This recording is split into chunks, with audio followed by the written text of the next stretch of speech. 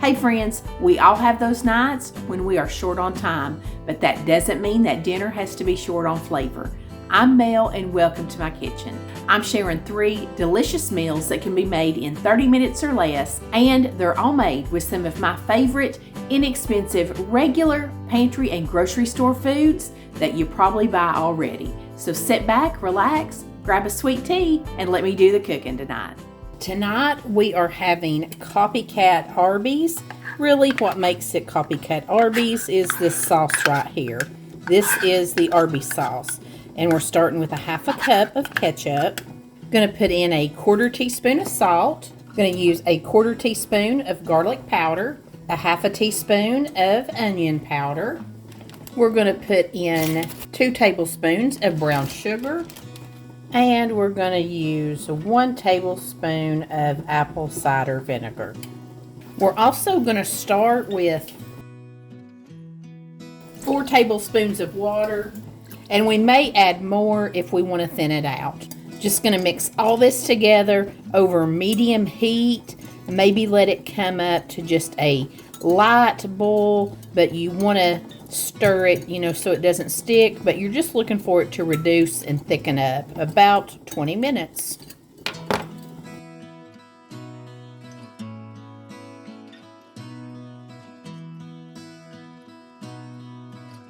For the roast beef itself, I just take 1 can of this beef consomme soup and heat it up to a boil on the stove. If you had beef broth, it would probably do about the same thing. May not just be quite as hearty and rich.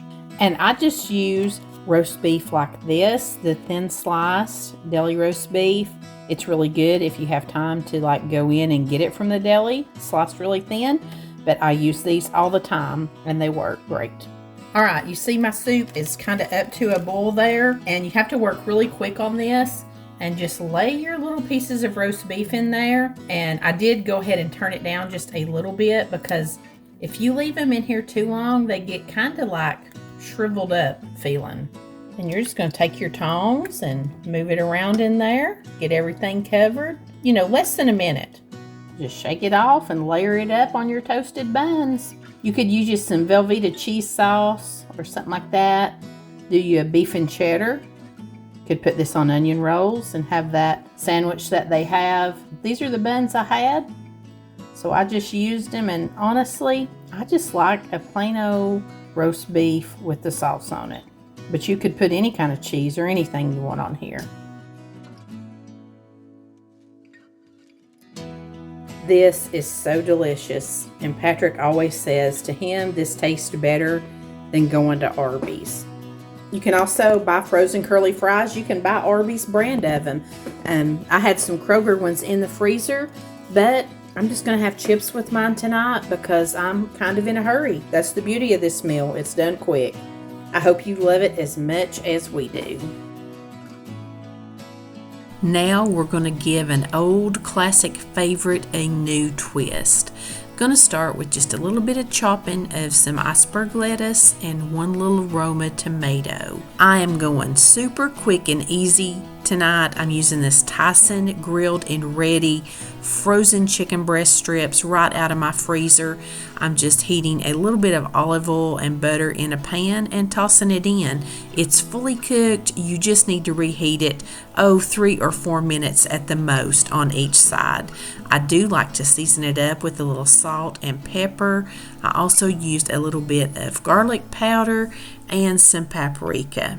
This particular one is not seasoned at all. I really like it best. They do have a couple of others that have some seasoning and flavor in them, and they're good too, but I just prefer to use my own. Once this begins to thaw and heat through, I do like to take my little spatula and just cut it up into even smaller pieces. Now that I've got them all heated through, I'm just pulling them out of the skillet, putting them in a little bowl here, and I'm taking some of this Buffalo Wild Wings Parmesan garlic sauce, which I am loving, and I just squirt a generous amount in there and give it a toss.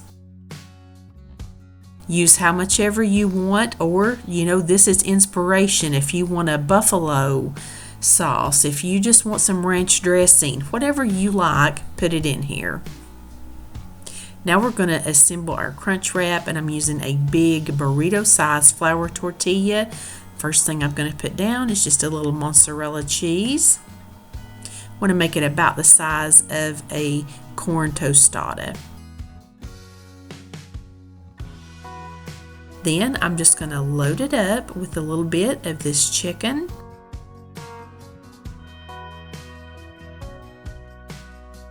Now we're going to put down that tostada, and I'm working on Patrick's here, so I am going ham with the sour cream. He's a sour cream lover. I'm going to put him some shredded lettuce on here. I love the crunchiness of the lettuce, and just a little bit of tomato for him. And then I'm putting another smaller flour tortilla in there. And I'll just show you how to fold these. There's really no way to explain it. You just go around and fold it up and hold it with all of your fingers. I've also got a little bit of butter melting up in my skillet over there, and I'm going to toss it in there, the seam side down, into that warm butter, and start letting this cook up on each side. Let it get nice and brown, and then we're going to flip it over there. Isn't that neat how that turns out? I just love it. We love us a regular crunch wrap with just a regular old taco meat, but this Parmesan garlic one, it was amazing. And I want you to look here. I could have even got a little bit more in this one. This one looks a little wimpy if you ask me, but I couldn't wait for Patrick to come in and try this for lunch. Oh. What did you say it was, chicken? I already ate off that side, but No, mine. that's okay. It's some grilled chicken, and then I kind of, heated it up, put that parm garlic sauce from Buffalo Wild Wings on it, and made crunch wraps with them. It was very good. Awesome. Now we're going to give the Swaggerty sausage patty melt a try. I've been dying to make this recipe since I saw it on their Instagram. We're going to start just making a little sauce here, and I'm using about 1/3 cup of mayonnaise, 1 tablespoon of ketchup, 1 tablespoon of Dijon mustard, and 1 tablespoon of a pepper jelly. I'm using a pineapple red pepper jelly from Kroger's. Just going to give that a mix, and then I'm going to put it in the refrigerator while I assemble the rest of the patty. I'm just taking a sweet Vidalia onion and cutting it up in very thin slices. I probably just used about 1/4 of that onion, and then I'm heating some olive oil up in a skillet. I'm going to toss those onion slices up in there and let them get nice and caramelized. That's just going to take a couple minutes as well. If you are enjoying this 30-minute meal video, please go ahead and give it a thumbs up so I'll know to make more of these for you. I have me a pound of Swaggerty's, just regular mild sausage. That is my favorite. And I'm cutting it up into fourths, and you'll use 1/4 for each of your patty melts. And you're just going to want to press each patty out nice and thin, about the same size as your bread. And I am going to fry this up in the same skillet where I sauteed my onions, and it does not take but a minute. Flip that bad boy down in that warm hot skillet, and it is going to start sizzling and smelling delicious. Flip it over again, and it just takes another couple minutes, and that puppy is done. We were eating dinner really late this night, or I should say, I was eating dinner really late this night. Patrick did not get in till even after this, and he had already had some fast food, but I was bound and determined I was making this tonight, so I just made it for me. And this was the biggest piece of bread I've ever seen in my life, so I just cut it in half, and I'm going to lay down some of that sauce we made on the bottom half. Then I'm going to come in with a little white cheddar shredded cheese that I had in the refrigerator. I'm going to bring that patty over and lay it on top of that white cheddar, and now we're going to bring in all those yummy sauteed onions.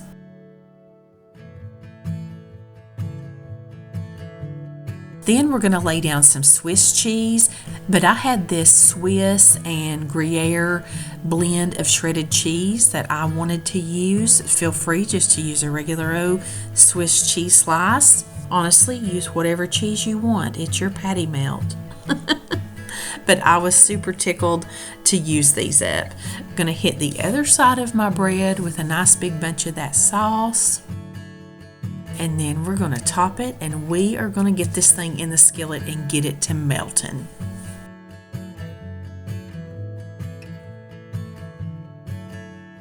And I don't know how my sandwich got so thick, but those things just happen.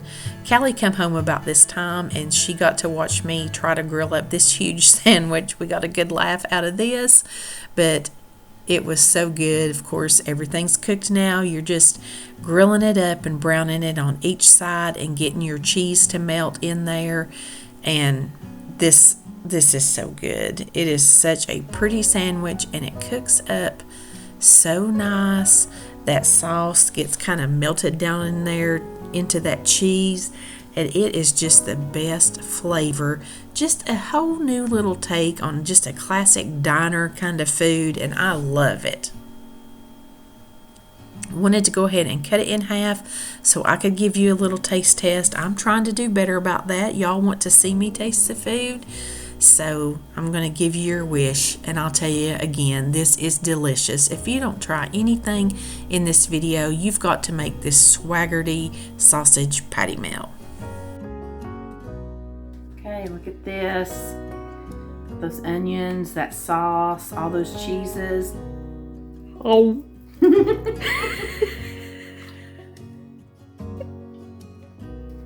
I love them.